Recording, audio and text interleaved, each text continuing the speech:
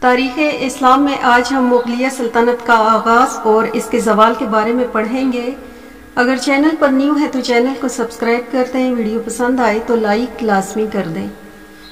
بابر نے برِ صغیر کا رخ کیا جہاں لودھی خاندان کی حکومت تھی۔ بابر برِ صغیر کے ان علاقوں پر جو تیمور فتح کر چکا تھا اپنا خاندانی حق سمجھتا تھا۔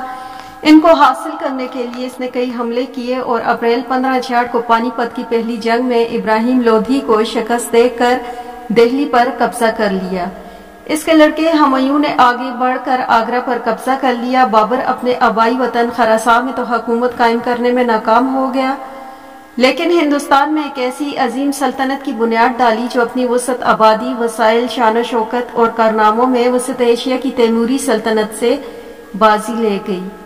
بابر کا بیٹا ہمایوں باپ کی طرح شریف، نیک اور رحم دل تھا۔ میدان جنگ میں وہ کسی سے پیچھے نہیں ہوتا تھا، باپ کے ساتھ بیشتر لڑائیوں میں حصہ لیا، پانی پت اور کنواہا کی جنگ میں شریک تھا۔ آگرہ اس نے فتح کیا، لیکن عیش پسند اور آرام طلب تھا اور اپنی فوج اور سرداروں کو وہ بابر کی طرح پوری طرح قابو نہ رکھ سکا۔ اس کے ابتدائی چند سالوں کے بعد اس نے افغانوں کو لکھنؤ کے پاس شکست دے کر مشرق کی طرف پسپا ہونے پر مجبور کر دیا۔ اس کے ایک باغی سردار نے جب گجرات کے بادشاہ بہادر شاہ کے پاس پناہ لی اور بہادر شاہ نے اس کو ہمایوں کے حوالے نہیں کیا تو ہمایوں نے بہادر شاہ کو شکست دے کر 1535 میں مالوا اور گجرات پر قبضہ کر لیا۔ اس کے بعد ہمایوں نے بنگال کا رخ کیا جہاں ایک افغان سردار شیر خان قابض ہو گیا تھا۔ ہمایوں نے بنگال کی دارالحکومت کو آسانی سے فتح کر لیا، لیکن وہاں عیش میں پڑ گیا۔ اس کو نہیں معلوم تھا کہ اس کا حریف شیر خان صلاحیت، بہادری اور جفاکشی میں دوسرا بابر ہے۔ شیر خان نے اس کی واپسی کے تمام راستے بند کر دیے اور جب ہمایوں گھبرا کر واپس ہوا تو شیر خان نے چوسا کے مقام پر اس کو شکست دی۔ ہمایوں وہاں سے شکست کھا کر دوبارہ ایران چلا گیا اور ایران کے صفوان خاندان کی بادشاہ کی مدد سے دوبارہ اس نے ہندوستان پر حملہ کیا۔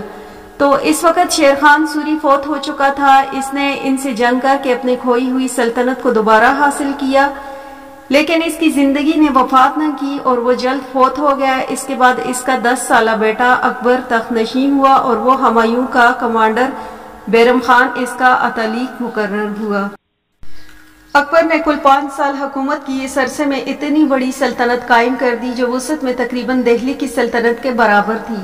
یہ صحیح ہے کہ دکن کا بڑا حصہ جنوب ہند اکبر کی سلطنت میں شامل نہ تھا، لیکن کشمیر، بلوچستان، کابل، قندھار اس کی سلطنت میں شامل تھے۔ یہ وہ علاقے ہیں جو دہلی کی سلطنت میں شامل نہ تھے۔ اکبر اگرچہ پڑھا لکھا نہیں تھا، لیکن اس نے سلطنت کو ایسا انتظام کیا اور ملک کو ایسی ترقی دی کہ دیکھ کر تعجب ہوتا ہے۔ اس نے اپنی سلطنت کو 15 صوبوں میں تقسیم کیا اور ہر صوبے میں ایک صوبے دار مقرر کیا۔ اس نے کاشتکاروں کے متعلق شیر شاہ کی اصلاحات کو ترقی دی۔ اس کام میں فتح اللہ شیرازی اور ایک ہندو راجہ ٹوڈرمل نے جو شیر شاہ کے زمانے میں کام کر چکا تھا اکبر کی بڑی مدد کی۔ اکبر نے انتظام ملک کے متعلق نئے نئے قوانین بھی بنائے جس پر اتنا زمانہ گزرنے کے بعد آج بھی عمل ہوتا ہے۔ اکبر کے بعد اس کا لڑکا سلیم نور الدین جہانگیر کے لقب سے تخت پر بیٹھا۔ جہانگیر اپنے باپ کے برعکس آرام طلب اور عیش پسند تھا۔ اکبر کے تمام لڑکے دربار کے غیر مذہبی ماحول میں پرورش پانے کی وجہ سے شراب کے عادی تھے۔ شراب اکبر بھی پیتا تھا، لیکن اعتدال کے ساتھ۔ اس کے لڑکوں نے اس معاملے میں تو حد ہی کر دی۔ نتیجہ یہ نکلا کہ شہزادہ مراد اور شہزادہ دانیال شراب نوشی کی کثرت کی وجہ سے جوانی میں ہی مر گئے۔ جہانگیر بھی اس مرض میں مبتلا تھا۔ اگرچہ اس کی عقل مند بیوی نور جہاں اس کی شراب کم نہ کر دیتی تو شاید جہانگیر کا حشر بھی اپنے بھائیوں کی طرح ہوتا۔ جہانگیر کے بعد اس کا بیٹا خزم شہاب الدین محمد شاہ جہاں کے لقب سے تخت نشین ہوا۔ اس کے دور کے اہم سیاسی واقعات میں سے ایک بنگال میں پرتگیزوں کا ہنگامہ ہے جس پر پرتگیزوں کو 1632 میں مستقل طور پر نکال دیا گیا تھا۔ قندھار جس پر مغلوں نے جہانگیر کے زمانے میں قبضہ کر لیا تھا 1638 میں ایران نے پھر واپس لے لیا۔ اس کے بعد شاہ جہاں نے 3 مرتبہ قندھار لینے کی کوشش کی لیکن کامیاب نہ ہو سکا۔ وسط ایشیا میں بخارا کے حکمران امام قلی کے بعد اس کے بھائی نظر محمد کو جب ازبکوں نے نکال کر باہر کیا تو ازبکوں کی خانہ جنگی سے فائدہ اٹھاتے ہوئے شاہ جہاں نے اپنے آبائی وطن پر قبضہ کرنے کی کوشش کی اور 1686 میں بدخشاں اور بلیک پر قبضہ کیا، لیکن دہلی کے سپاہی موسم کی شدت سے گھبرا گئے اور شاہ جہاں کو اپنی فوجیں واپس بلانا پڑی۔ شاہ جہاں کے بعد اس کا لڑکا اورنگزیب محی الدین عالمگیر کے لقب سے تخت سلطنت پر بیٹھا۔ اورنگزیب ہندوستان کا سب سے بڑا تیموری حکمران تھا۔ جس طرح عربوں کی سلطنت ولید کے زمانے میں، سلجوقوں کی سلطنت ملک شاہ کے زمانے میں اور عثمانی سلطنت وزیر اعظم محمد پاشا کے زمانے میں اپنے نقطۂ عروج پر پہنچی تھی، اسی طرح دہلی کی تیمور کی سلطنت اورنگزیب عالمگیر کے زمانے میں اپنے نقطۂ عروج پر پہنچی۔ اورنگزیب حیرت انگیز صلاحیتوں کا مالک تھا، وہ بچپن ہی سے بہادر ذہین اور نیک طبیعت تھا۔ اورنگزیب اس برصغیر کا سب سے بڑا بادشاہ تھا۔ وہ صرف اس لحاظ سے ہی بڑا نہیں تھا کہ اس کے قبضے میں سارا ملک تھا، بلکہ وہ اس لحاظ سے بھی اخلاق، عادات، محبت، دیانت، انصاف اور حکومت کی ذمہ داری اور رعایا پروری کے لحاظ سے بھی بے مثال تھا۔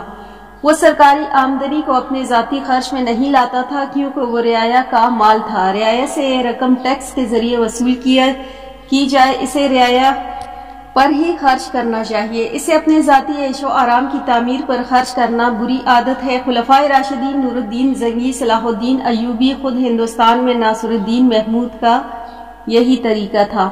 اورنگزیب نے بھی اس اعلیٰ مثال پر عمل کیا۔ 1707 میں اورنگزیب عالمگیر کی وفات کے ساتھ ہی مغلیہ سلطنت، جس کا آغاز 1526 میں ہوا تھا، زوال پذیر ہو گئی، مگر اس کے باوجود بھی یہ سلطنت 150 سال بعد 1857 پر مکمل طور پر ختم ہوئی۔ اس 150 سال میں 9 اہم حکمران نے حکومت کی۔ ان 9 اہم حکمرانوں کے نام یہ ہیں: بہادر شاہ، جہانداد شاہ، فرخ سیر، محمد شاہ، احمد شاہ، عالمگیر ثانی، شاہ عالم ثانی، اکبر ثانی، بہادر شاہ ثانی، جسے بہادر شاہ ظفر کہتے ہیں۔ مغلیہ دور کے آخری تاجدار تھے، جن سے انگریز فوجوں نے اقتدار لے کر 1857 میں ہندوستان میں مغلیہ عہد کا خاتمہ کر دیا اور برطانوی عہد کا آغاز ہوا۔ مغلیہ دور کے زوال میں ہندوستان میں 1739 میں نادر قلی ایران کے حاکم نے حملہ کر کے دہلی تک قبضہ کر لیا، مگر مال سمیٹ کر حکومت دوبارہ مغلیہ تاجدار محمد شاہ کے حوالے کر دی، اور 1751 میں احمد شاہ ابدالی ولی افغانستان نے ہندوستان کو فتح کیا، لیکن اقتدار احمد شاہ کے ہی پاس رہنے دیا۔ پھر مغلیہ دور کے تعلیمی و تہذیبی آثار یہ ہے کہ عہد مغلیہ میں بر اعظم و پاک ہند میں مسلمانوں کی حکومت کا آخری اور زرعی دور تھا۔ عربی کے مصنف جتنی بڑی تعداد میں ہوئے، اتنے کسی اور خاندان کے عہد حکومت میں نہیں ہوئے۔ عہد مغلیہ کے بعض مصنفین بیرون ہند بھی تھے اور ان کے تصانیف عرب، مصر اور ترکی میں بہت قدر نگاہ سے دیکھی جاتی تھی۔ اکبر کے بارے میں یہ اختلافی مسئلہ ہے کہ وہ ان پڑھ تھا یا نہیں، لیکن اس میں کوئی شبہ نہیں کہ وہ عربی سے بالکل ہی ناواقف تھا۔ تاہم وہ علوم کا ایک عظیم ترین سرپرست تھا اور مختلف علوم و فنون کے ماہر اور صاحبات کمال اس کے عظیم الشان دربار سے منسلک تھے۔ سب میں اس عہد کے اولیاء علماء کے ناموں کی فہرستیں موجود ہیں۔ شاہ جہاں اپنے والد جہانگیر سے بھی زیادہ عالم فاضل تھا، اس کو مذہب سے گہرا شغف تھا، چنانچہ اس نے مسلمہ علوم کو بہت فروغ دیا۔ اس کے شاندار عہد حکومت میں علماء اور صاحبان کمال بڑی تعداد میں موجود تھے، جن میں محمود جونپوری، نور الحق، عبدالحکیم سیالکوٹی، عبدالرشید، عبدالباقی اور محب اللہ آبادی سب سے زیادہ مشہور ہیں۔